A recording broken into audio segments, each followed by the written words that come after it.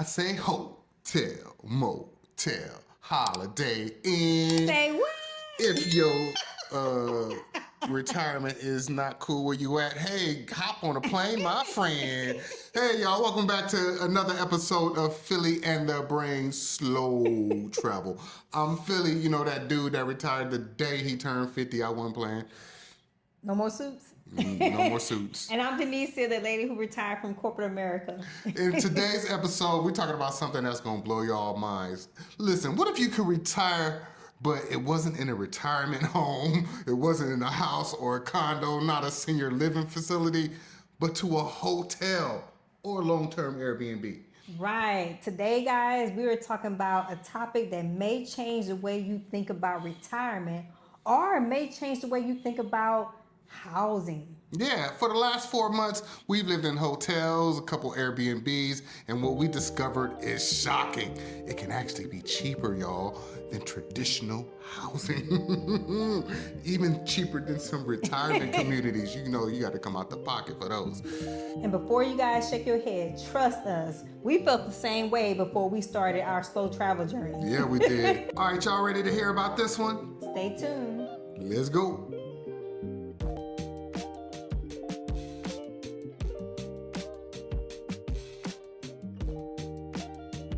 Today we're breaking down the real numbers, the lifestyles, the logistics, and the hidden savings that makes hotel retirement not only possible, but affordable.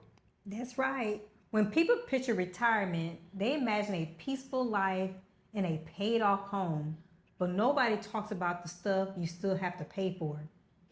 Property taxes. Those alone can be thousands per year. They sure can. Homeowners insurance. Not to mention landscaping, repairs, pest control, leaks.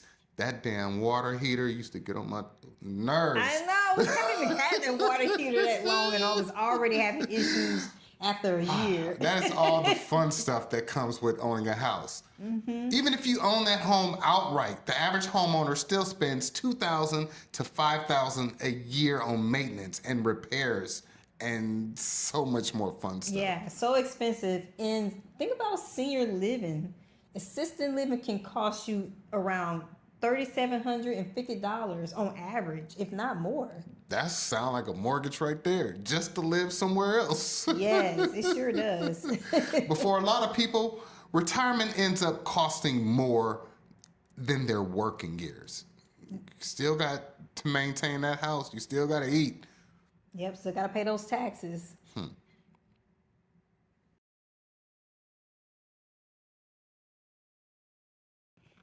So we asked ourselves, what would happen if we removed the housing maintenance from our life completely? Yeah, what if you never had to fix anything again? Never had to pay taxes again? Never had to cut the grass? Never had to call a plumber?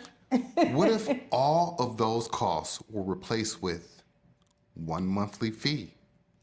And what if your monthly fees included everything? Everything. Such as utilities, Wi-Fi, breakfast, Free breakfast. gym, everything.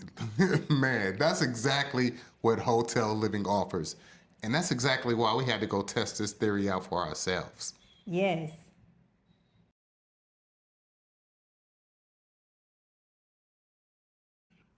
Here's the first thing that people get wrong. Hotel prices look expensive because they only look at the nightly rate. Yeah, don't just look at the nightly rate. When you stay for 30 days or more, everything changes. That $140 or $180 night, those get chopped down to like $35 to $70 a night. Check with the hotels. Right, especially when you're traveling overseas. You'd be surprised. Places like Voco, the Hyatt can run talking from about nice $40 to 60 something dollars a night. Yeah, we just found one in Vietnam that we had to share with the community. It was a Hyatt property in some place in Vietnam that we can't pronounce, but it was $42 a night. Yes. So we're gonna have to go check that You one gotta out. take advantage. Yes, we sure will next year. So you gotta take advantage of those deals. Yes, and in any major cities, any major city in the U.S., that $1,200 to $2,400 that you stayed in that hotel is cheaper than rent. For real, y'all. to have grown-ass roommates in your 30s and 40s, consider this lifestyle. Right. Yeah. Hidden savings. Here are the hidden savings when you stay in a hotel. All right. So what are we talking about with the hidden savings? I know. Tell the people. So you don't have to worry about electricity bills, Nope. water bills, gas, internet, Nope. property taxes, Nope. home insurance, home maintenance, Let's pick up the home phone. Tell them come repairs, fix it. landscaping, pest control, and the list goes Look, on. I got some bonuses for you. This is what you get when you're living in a hotel, or some long-term Airbnbs have these as well. You're talking about gym access, pool access. There's always hot coffee downstairs. Housekeeping, that's a major one. We like fresh towels. Security, sometimes breakfast, free breakfast, and sometimes laundry facilities, but we got hacks for that too. Yes, and there is a way you can make it where you have free breakfast all the time. Listen, retiring to a hotel is not a bad idea, you guys. Nope, it sure isn't. So in our last video, we talked about how we use points to cover a lot of our hotel stays at the beginning of our slow travel journey. It got us our first 8 nights in the IHG property in Bangkok.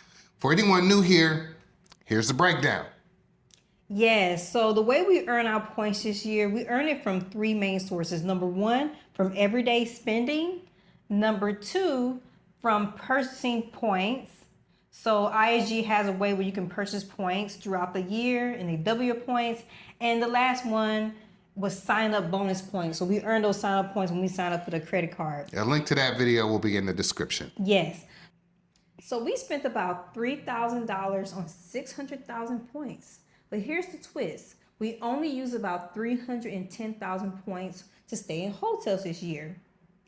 So the way we calculated the average amount of money we use on housing for the last 4 months is what we did was we took 60% of $3,000 that we used to purchase the points, which is about $1,800. We then added the Airbnb costs and hotel stays we did for this year. And on average, what we found was, on average, we spent about $1,289 a month on housing. Okay. Now, it is a little bit over our budget, Just a little about bit. $89. And that's because we had a girls' trip planned this year in Indonesia for 1 week. Bali's girls trip, y'all. This Hyatt was so bougie, it blew our budget. Yeah, it was pretty expensive for that 1 week, so it did blew our budget. So we would have spent a lot less on average for housing if it was for that trip, but it was worth it. Yeah, definitely worth it. Honestly, lower than we both expected. Yes.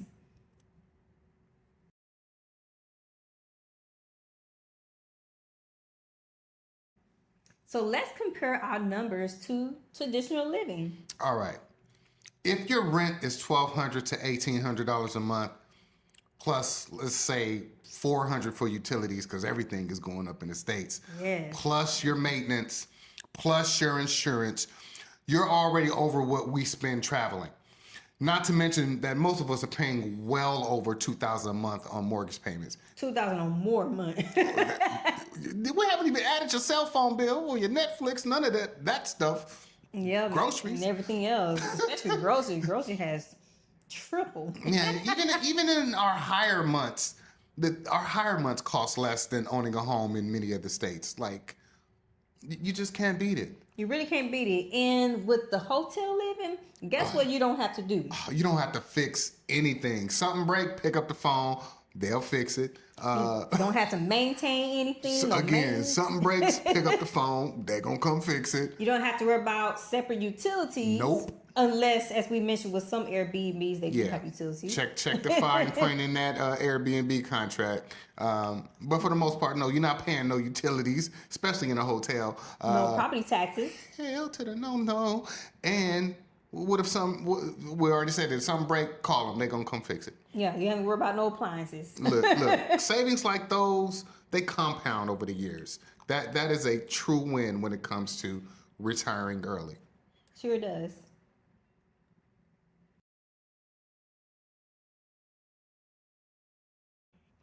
Now let's talk about lifestyle, because the financial part is only half of the story. Slow travel means picking a place, staying at least 30 to 90 days, and living at a comfortable pace. You get to settle in, find your routines, learn the area, and actually live instead of scrambling around like a tourist. Yeah. So what does slow travel looks like for us? I tell you what, slow travel to me means no yard work. It means no deep cleaning. It means no home repairs. It also means long walks in new cities. It means grocery shopping like a local. It means living out of my 2 suitcases, 3 for you. And it means moving whenever we feel like it. Yeah, being an explorer. And what is the best part, huh? If we don't like a city, what happens, babe? We can just leave. We just leave. So we think everyone should consider using hotels for early retirement or slow travel. But we got to be honest with y'all. So we're going to drop the pros and cons right now. All right. So what are some pros about living in a hotel / long-term Airbnb, retiring there? Flexibility, having the options to choose where and when you want to move. Yeah. Where you want to live. And then the predictable cost. You know what you're paying for the month right there up front. No maintenance fees. No maintenance stress. Something break, call somebody. Built-in amenities. The gyms, the pools. the breakfast buffets. Breakfast buffet.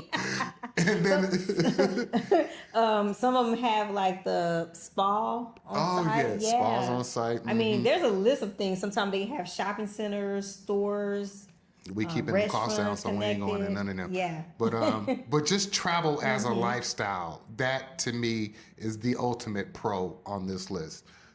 Yes. What about the cons? Well, the cons, we traded a big old house for smaller living spaces.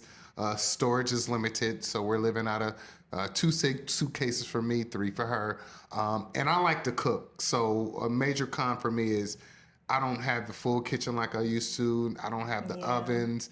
A lot of these Airbnbs in Southeast Asia have the 2-burner stovetop, but ovens are not a thing over here. If you run into a property with an oven, you're going to pay extra for that. And then the last con that I know you hate is all that packing and repacking. Oh, yeah, that part. I don't enjoy having to repack. That's why for us, moving forward, we're going to stay in places longer than a month, at least 2 or 3 months. Yeah. And we get better discounts when we do it that way. Yeah. All right. But overall, you guys, the pros heavily outweigh the cons for us. It sure does.